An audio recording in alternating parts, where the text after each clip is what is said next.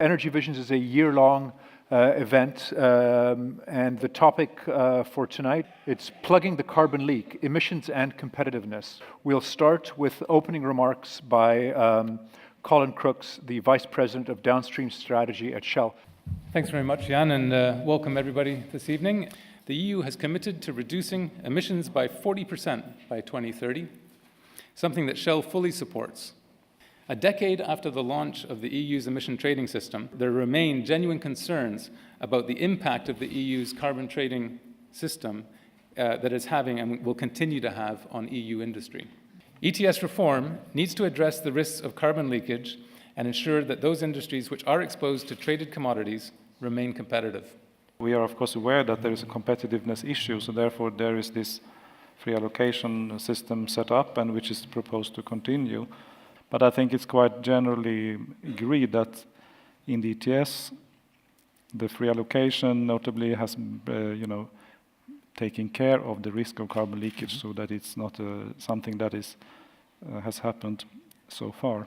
What Commission proposed in July was to, in fact, prolong free allocation to industry from the ending in 2020 to going into 2030. So it was a huge, provision of more allowances, not less. With current policies, by 2035, Europe will remain the world's largest exporter of energy-intensive goods. So there's no reason to scaremonger that the industry is going to leave Europe. It's not going to happen. It's actually a myth that only in Europe there are carbon abatement policies. So anybody saying that in 30 years' time there will still be a differentiation in action between countries, I think, needs to wake up. If we talk about carbon leakage, it's due to carbon constraints.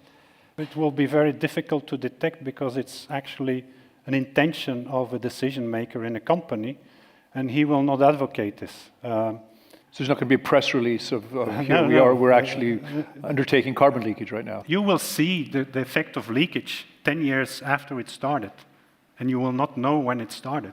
Companies have been making 50, 100, hundreds of millions of euro profit because they've received free allowances. I'd seen just before the start of the panel that ArcelorMittal has earned 400 million euros over the last 5 years through the ETS. I will not deny the figure, but you have to realize that there will be nothing of that surplus left for the entire steel industry in Europe after 2020. So in 2021, we will pay more in 1 year than we earned with those so-called surplus credits over the last 10 years of emission trading. I don't like the system today with how it's created. I believe that there are some industry that gets too much and others that actually could lose some from the system, how it is created today. The ETS is a climate tool. It's not a business tool.